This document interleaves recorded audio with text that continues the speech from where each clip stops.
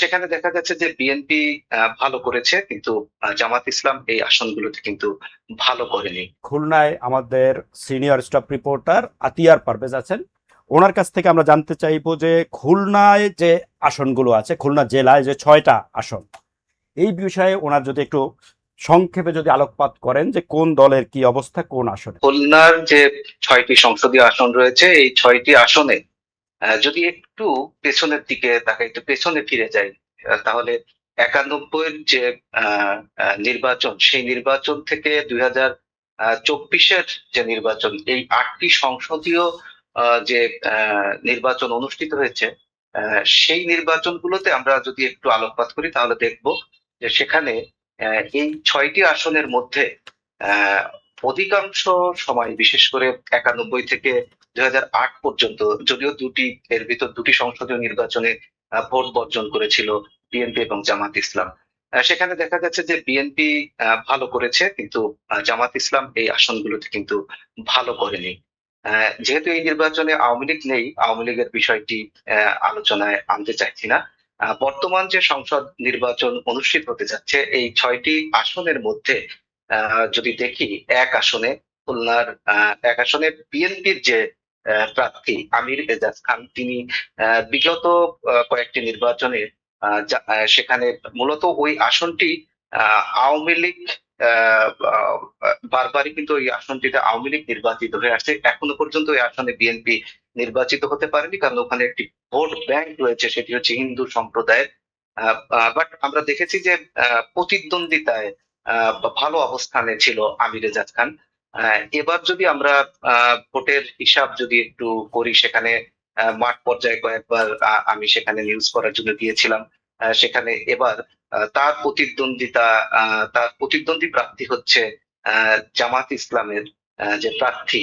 আহ, জামাত ইসলামের প্রার্থী বলতে এখন তিনি হিন্দু জামাতের যে আমির, আমির না, হিন্দু জামাতের যে নেতা, সেখানে অর্থাৎ খুলনায় যে দায়িত্ব পালন করছেন, তিনি বাবু কৃষ্ণ নন্দী, তিনি প্রতিদ্বন্দ্বিতা করছেন। আলোচিত প্রার্থী। তিনি মূলত খুলনা 5 আসনের ভোটার, কিন্তু তিনি প্রার্থী হয়েছেন খুলনা 1 আসনে।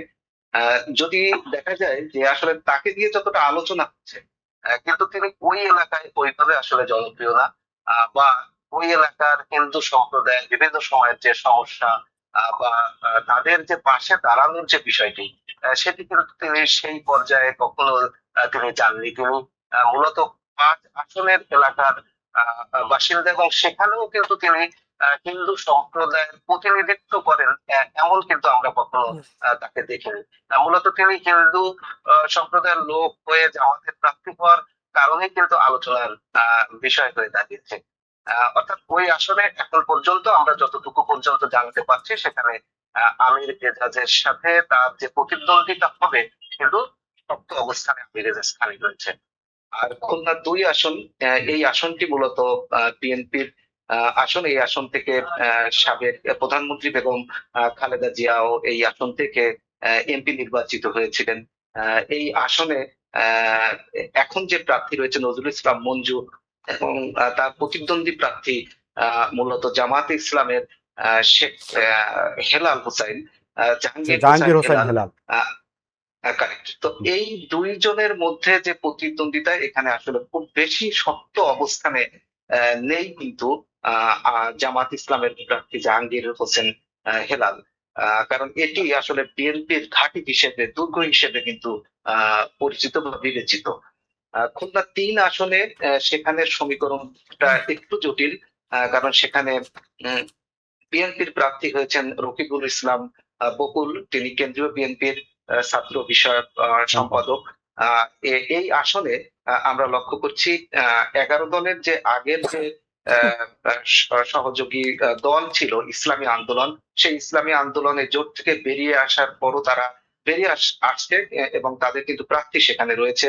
এবং এনসিপির নেতা সেখান থেকে প্রতিদ্বন্দ্বিতা করছেন, যদিও তিনি স্বতন্ত্র প্রার্থী হিসেবে প্রতিদ্বন্দ্বিতা করছেন। আহ, এই 3 জনের প্রতিদ্বন্দ্বিতা সেখানে হবে, কিন্তু বাস্তবতা হচ্ছে সেখানে যেটি আসলে বলতে ভুলে গেছি, সেটি জামাত ইসলামের যে প্রার্থী খুলনা মহানগরীর আমির অধ্যাপক মাহফুজুর রহমান।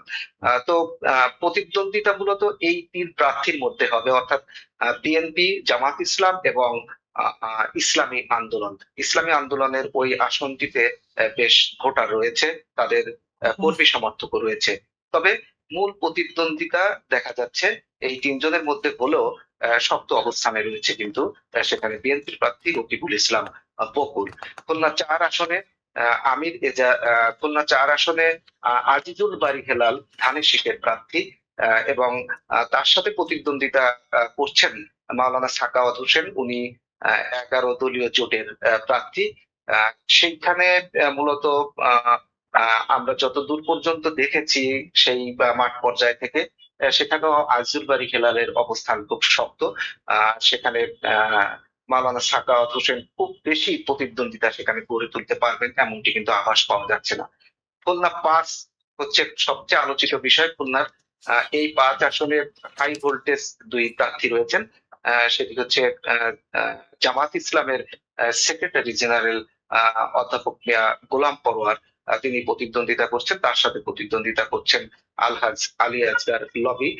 তিনি বিসিবির সাবেক সভাপতি ছিলেন এবং তিনি মূলত খুলনা 2 আসনের এমপি ছিলেন। এবার তিনি খুলনা 5 থেকে প্রতিদ্বন্দ্বিতা করছেন। দুইজনই বেশ প্রভাবশালী। আহ, এই দুইজনের ভেতরে হাড্ডাহাড্ডি লড়াই হবে এমনটি কিন্তু আভাস পাওয়া যাচ্ছে। এখানে কয়েকটি ফ্যাক্টর হিসেবে কাজ করছে, সেটি হচ্ছে সেখানে হিন্দু ভোটার প্রায় 1.25 লাখ। টোটাল আওয়ামী লীগের ভোট ব্যাংক রয়েছে 2.5 লাখ, তার মধ্যে 1.25 লাখ ভোটার রয়েছে হিন্দু সম্প্রদায়ের, যার মধ্যে মাতুয়া সম্প্রদায়ের যে সমর্থিত বা অনুসারীর সংখ্যা বেশ অনেকটাই তাদের সমর্থিত, অর্থাৎ অনুসারী রয়েছে। আর পাশাপাশি সেখানে বিএনপির যে ভোট ব্যাংক, সেটি আমরা এর আগে দেখেছি 1 লাখের কাছাকাছি। জামাত ইসলামের যে ভোট ব্যাংক সেটি 35 থেকে 40 হাজারের মতো। কিন্তু এবার আমরা লক্ষ্য করেছি 5 তারিখের পর সেখানে গোলাম পরোয়ার যতগুলি কর্মসূচি করেছে, তাতে আমরা লক্ষ্য করেছি হিন্দু সম্প্রদায়, আওয়ামী লীগের সমর্থিত ভোটার এবং বিশেষ করে মাতুয়া সম্প্রদায়ের ভোটাররা সেখানে আমরা দেখেছি গোলাম পরোয়ারের পক্ষে অনেকগুলি কর্মসূচিতে অংশগ্রহণ করেছে এবং আলাদা আলাদা ভাবে তারা কর্মসূচি পালন করেছে।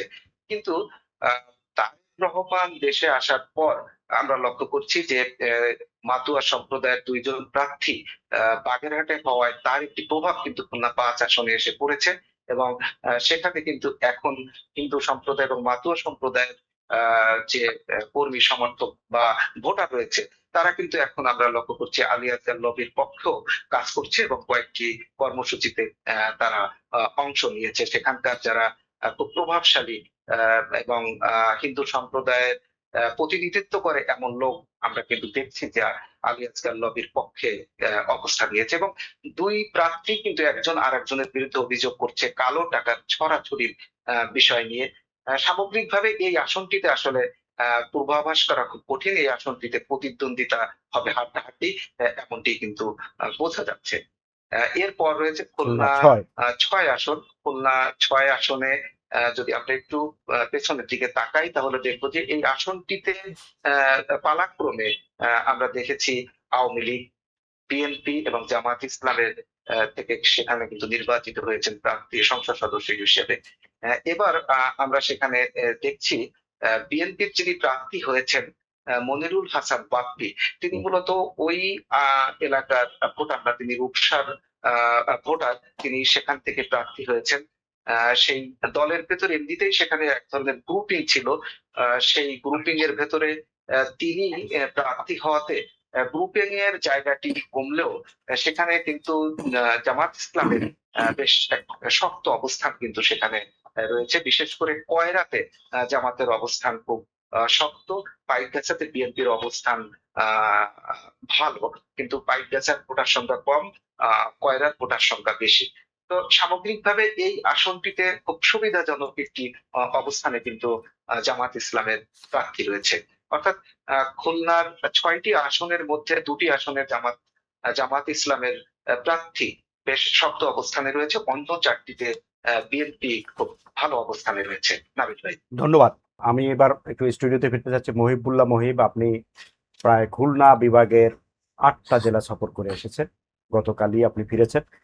তো আতিয়ার পারভেজ যে খুলনা জেলার 6টা আসন সম্পর্কে যে বিশ্লেষণ দিল, আপনি এটার সাথে কোনো মত দ্বিমত? না না, আসলে উনি ঠিকই বলেছেন। আমি যেটি আসলে সংবাদ সংগ্রহ করতে গিয়ে দেখেছি, সেটি আসলে অনেকটাই মিল তার সঙ্গে। খুলনায় যে 6টি আসন, আমি অনেকের সঙ্গে কথা বলার চেষ্টা করেছি, সেটি বিএনপি, জামাত এবং সাধারণ মানুষের সঙ্গে, যে আসলে পরিস্থিতিটা কি, এবং সেটিতে তার যে বিশ্লেষণ তার সঙ্গে হুবহু এক। এবং খুলনার 6টি আসনের মধ্যে 2টি আসনে জামাত এগিয়ে থাকার যে বিষয়টি, সেটি আমরা আরো বেশ কয়েকজনের মুখে শুনেছি।